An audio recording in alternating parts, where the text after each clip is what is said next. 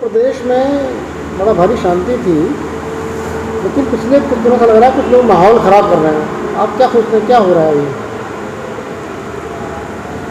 2022 के विधानसभा चुनाव में भारतीय जनता पार्टी तो पहले से ही कन्फर्म थी कि इस तरह के प्रचंड बहुमत के साथ वो जीत करके आ रही है, लेकिन विपक्ष भी ये दम भर रहा था कि वो सरकार बनाने जा रहा है। और स्थान स्थान पर उन्होंने रैलियों में भी कहा कि अधिकारियों का ट्रांसफर नहीं करना है, अगले 6 महीने इनको इन्हीं स्थान पर रखना है और इनको सबक सिखाना है। इससे आप समझ सकते हैं उनकी मानसिकता क्या थी, उनके जो एजेंडे क्या थे। वो जब चुनाव हारे तो वो धराशायी हो गए। अब उनका एक ही उद्देश्य है कि किसी भी तरह से प्रदेश के अंदर माहौल खराब किया जाए, लेकिन उत्तर प्रदेश में भारतीय जनता पार्टी की मजबूत और योगी जी के नेतृत्व में सरकार चल रही है। यहाँ किसी की दाल नहीं गलने वाली। जो भी प्रदेश का माहौल खराब करने का प्रयास करेगा उसको उचित दंड दिया जाएगा, संविधान के दायरे में वो कटघरे में खड़ा होगा और उसे सजा मिलेगी। ये कह रहे हैं सरकार मनमानी कर रही है, नहीं चाइना बुल्डर भेज दिया, चाइना कुछ तो कर दी। नहीं, सरकार मनमानी नहीं कर रही है, लेकिन सरकार पहले जिस तरह से चलती थी उससे थोड़ा अलग हटके है।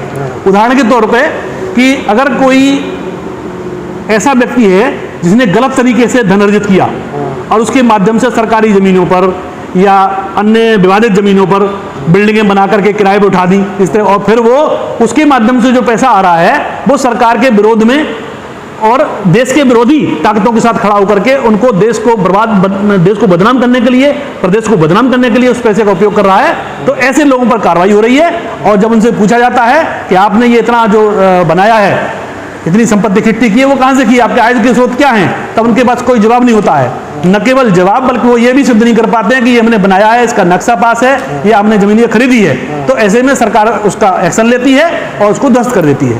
तो एक शिकायत और आ रही है कि सरकार में भाजपा के जो वर्कर हैं बड़े निराश, उनकी बात सुनी नहीं जाती है, क्या कहना है? नहीं, मुझे नहीं लगता है ऐसा है। भारतीय जनता पार्टी की सरकार के कुछ अपने नियम और कायदे हैं।